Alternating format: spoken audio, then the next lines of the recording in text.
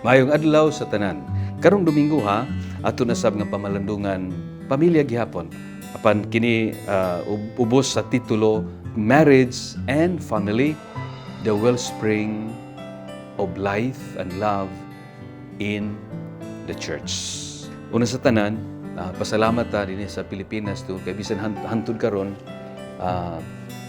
dako gyapon kayo nga atong gugma no alang sa pamilya. Ug ato gyapon ang gitanaw ang pamilya nga bililhon kayo nga bahin sa atong kinabuhi. Very important in nation building. Ug importante usab kay siya sa kinabuhi sa simbahan. Ug labi sa tanan, ang pamilya importante kay siya in the well-being of the individuals. Mao nga nakita gyud sa atong simbahan unsa kibililhon kining mong ang pamilya. O gani kung atong tanawon sa Biblia, mao mo ginauna, the institution of family goes along with the institution of marriage nga gibuhat sa Ginoo right at the beginning of creation.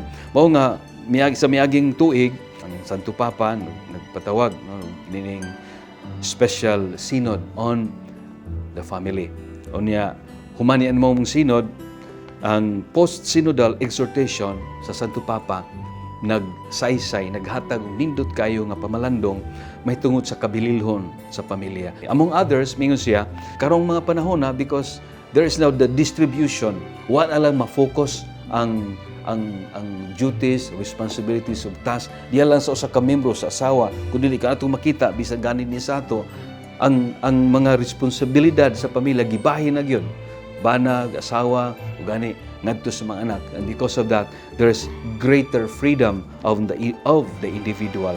Unya, there's also, matud pa sa Santo Papa, the personal communications between spouses that also gives the vehicle or the opportunity for greater communion and peaceful living out their duties as married man and woman. The extreme individualism coupled with the desire for possession and pleasures would lead to intolerance and hostilities in the family. Ug gani mo siya kasagarang nahitabo.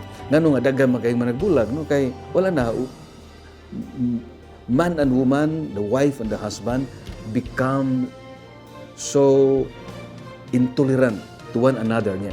Unya lain pa kung atong tan-aw dinhi sa ato i-contextualize or gani sa nahitabo sa kalibutan unsa man ang pinakadako gyud nga hagit.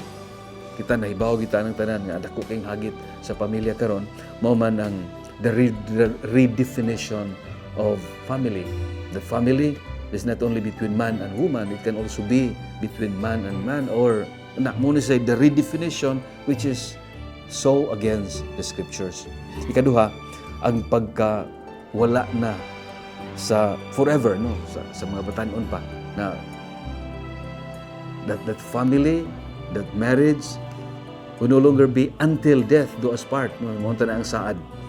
Kundi depende na sa the individual.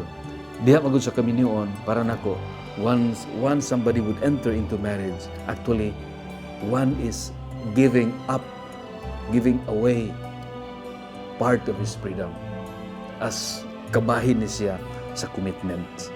And then finally, ang pagkahinay-hinay nga nawala sa value sa kaminyoon. That there should be solid guidance for the couples, solid and continuous guidance. Finally, and very important, there should be openness to the grace that comes from God.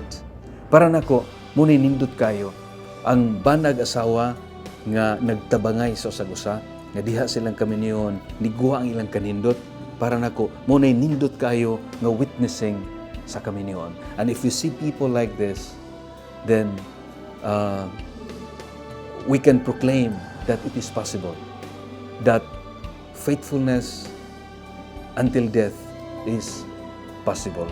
So therefore, ang nindot day kaayo nga kanang wali or tudlo mahitungod sa kami niyon, mao gyud ang duha ka magtiayon banag asawa nga nilungtan nagmakanunayon hangtod sa ilang katigulangon.